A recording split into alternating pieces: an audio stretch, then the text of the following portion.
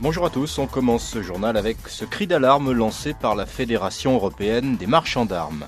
Le secteur affiche pourtant une santé insolente, grâce notamment à la pérennisation des conflits sur le continent africain. Mais les experts sont inquiets. La demande pourrait chuter dans les années à venir, faute de combattants. Explication Philippe Grosjean. Les marchands d'armes seraient-ils victimes de leur succès? Alors que les conflits ne cessent de se multiplier sur la planète, les acheteurs se font de plus en plus rares. Pourtant, l'argent ne manque pas, mais l'amélioration des performances meurtrières des produits risque d'entraîner une baisse dramatique de la demande. Serge Wolfowitz, porte-parole de la Fédération européenne des entreprises d'armement. Nous avons été trop gourmands, il faut le reconnaître. Nous n'avons pas su anticiper l'impact de notre croissance exponentielle sur le marché et aujourd'hui, il faut revoir notre politique marketing pour ne pas répéter les erreurs commises jusqu'à présent. Pour vous donner un exemple, sur un simple conflit entre éleveurs et agriculteurs, comme nous l'avons connu au Niger le mois dernier, l'offre la plus adaptée aux deux parties en présence était-elle vraiment les batteries de lance-missiles à tête chimique? Dans la situation où nous sommes aujourd'hui, je pense qu'il est sain que nous nous posions la question. Une position que partage l'organisation Non à la guerre qui tue trop de gens. Son président Bernard Chevalier appelle les gouvernements à plus de responsabilités. Attention à ce que vous vendez et à qui vous le vendez. Ce que nous souhaitons, c'est donc une reconnaissance d'un certain nombre de principes dans le commerce des armes. Il ne s'agit pas de limiter la fourniture d'armes et de munitions dans des zones où les droits de l'homme seraient largement bafoués. Ce que nous voulons, c'est un comportement qui soit à la fois responsable, transparent et proportionné, de la part aussi bien des États exportateurs que des États importateurs. Et dans le but de responsabiliser les acteurs du secteur, l'association Un homme, une arme organise dès demain un colloque à Kinshasa sur le thème de la bonne gestion de la guerre. L'actualité en France avec les suites du scandale de l'élection de Miss Minorité Visible. La lauréate pourrait perdre son titre pour avoir triché lors de l'épreuve du mélanotest. Fatima Mekassoua est fortement soupçonnée d'avoir utilisé de l'auto-bronzant pour entrer dans la catégorie Minorité Visible. Son avocat, Maître Collard, a déposé un recours pour lui permettre de concourir dans la catégorie Majorité Invisible. Le blues des banlieues, il existe toujours. Malgré les multiples promesses, rien ne change dans la périphérie des grandes villes. Un reportage de Sylvain Lepetit. Cela fait maintenant 10 ans que l'on ne parle plus du tout des banlieues. Pas un reportage, pas une visite de responsables politiques, pas une seule opération de police. La grande époque du début du siècle semble bel et bien révolue. La banlieue n'intéresse plus personne. Alors à qui la faute? Aux architectes qui, avec leurs multiples travaux d'aménagement et de rénovation, ont rendu ces quartiers attractifs. Aux employeurs qui, à force d'embaucher des jeunes des quartiers, leur ont ôté toute velléité de révolte, au ministre de l'Intérieur qui a déployé dans les cités des équipes de policiers sociologues. Toujours est-il que les jeunes dépriment, ils se sentent abandonnés, pire, ils ont la honte, comme on dit là-bas, vis-à-vis de leurs grands-parents qui faisaient à l'époque régulièrement la une des 20 heures. Alors comment sortir de cette spirale infernale de la tranquillité morose? Comment, à quelques mois des élections, attirer de nouveau l'attention des médias et de la classe politique?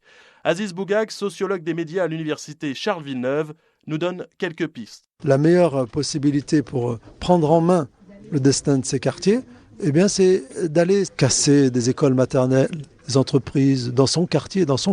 Ce sera la meilleure réponse politique. Mais il faut bien faire comprendre à tous ces enfants des cités, aujourd'hui plus qu'hier, que c'est absolument impensable d'aller voter. Et l'association Ma Cité à Moi organisera samedi une grande cérémonie médiatique dans le quartier de la Grande Borne à Corbeil-Essonnes. Un lampadaire sera symboliquement démonté par des jeunes encagoulés au cri de mort aux agents de police. Les inscriptions se font dès maintenant à la MJC de Corbeil. Les cagoules sont gracieusement fournies par les télépartenaires de l'événement. Mais d'autres acteurs du terrain sont sceptiques quant à la capacité des jeunes d'aujourd'hui à faire brûler leur cité avec la ferveur des anciens. Cela ne s'improvise pas, nous explique le porte-parole de l'association sportive Eduflamme, furieuse de ne pas avoir été impliquée dans cette opération. Eduflamme qui propose des stages d'été progressifs à des tarifs très compétitifs. Vous parlez de ces gens de 17 ans, de 16 ans. Il faut savoir que pour en arriver à un acte grave dans la violence, il faut avoir commencé assez tôt à délinquer, quoi. Et qu'on a commencé par des petits vols, etc., etc. Parce que quand on brûle un bus, c'est qu'avant, on a fait un certain nombre de choses. Voilà, ça c'est la réalité. Qu'est-ce qu'on fait de ça ? L'actualité à l'étranger à présent, avec ce remaniement ministériel en Arabie Saoudite. Le ministre du Commerce extérieur a été limogé hier pour impiété. Abdelkader Lasraoui a été dénoncé par sa femme de ménage qui s'est rendu compte que ses pantalons ne faisaient pas de poche aux genoux. Preuve irréfutable que le ministre ne s'agenouillait pas régulièrement pour faire ses prières. Il a été lapidé à coups de fer à repasser. Une nouvelle idée ingénieuse pour lutter contre la sécheresse. Elle nous vient de l'Institut Eau pour tous d'Annone, où le mariage exemplaire de l'action humanitaire et du profit. Une idée que nous explique son inventeur, le professeur Hervé Pellegaut, en charge du programme Afrique. Alors, l'idée est simple, voyez-vous. On s'est dit, pourquoi donner de l'eau aux pauvres ? Et combien de temps ça va durer ? C'est vrai, c'est sans fin, cette histoire. Et puis, un soir, j'ai eu une révélation.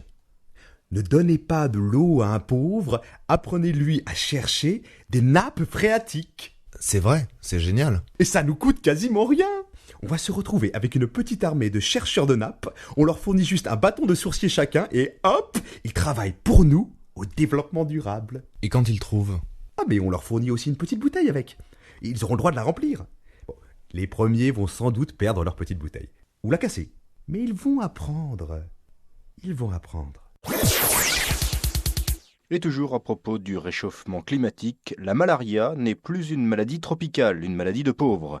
Le paludisme se propage massivement en Europe du Nord depuis hier midi. Les sonneries de portables à ultrasons dont nous vous parlions il y a quelques semaines ne suffisent pas à éloigner les hordes de moustiques déferlant tels des vikings assoiffés de sang sur Stockholm et Reykjavik. Mais les responsables de l'opération Tempête sur Ragnarok se veulent rassurants. Avec un peu de volonté, la confection d'un vaccin ne devrait pas prendre plus de 48 heures. Et ce ne sont pas les cobayes qui manquent, ironise le directeur régional des laboratoires GlaxoSmithKline au Nigeria, partie prenante de l'opération. Mais revenons à la France, où ici aussi la question des testeurs se pose.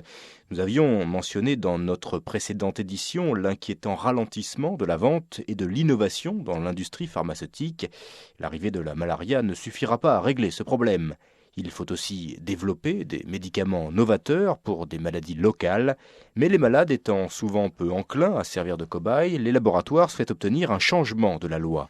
Le projet, déposé hier par le député Mérieux, vise à limiter l'interdiction de pratiquer des expériences uniquement sur les malades qui expriment clairement leur refus.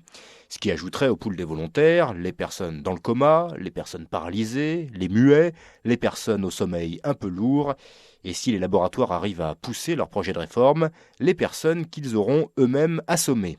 Les grands groupes pharmaceutiques se disent néanmoins prêts à certaines concessions et dans un véritable esprit de dialogue s'engagent à distribuer gratuitement des gourdins stérilisés aux hôpitaux. Cette fois, ça y est, la fabrication à la demande de noir de synthèse est au point.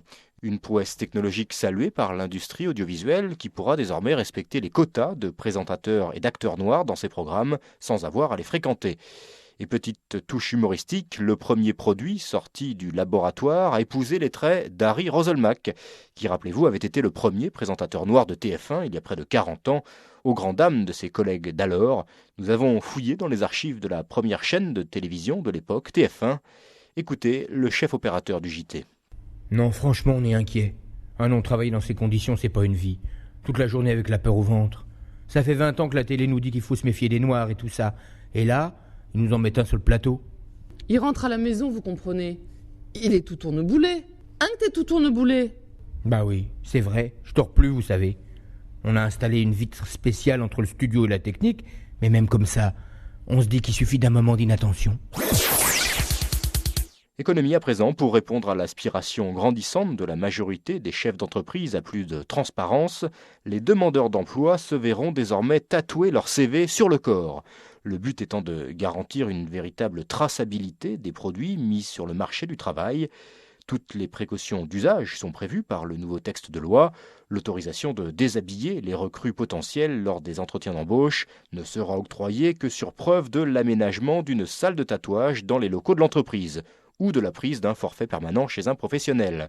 Le syndicat des tatoueurs ne cache pas son enthousiasme pour cette nouvelle mesure qui devrait apporter un généreux coup de pouce à l'industrie du tatouage.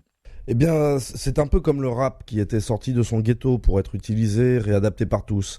C'est la même chose. Aujourd'hui, le tatouage va être utilisé comme un média, avec son propre format, ses codes graphiques précis, qui peuvent être utilisés par tout le monde. La météo vous est présentée par CCTV, télévision centrale chinoise. CCTV, pour une météo plus originale et moins chère que la vôtre.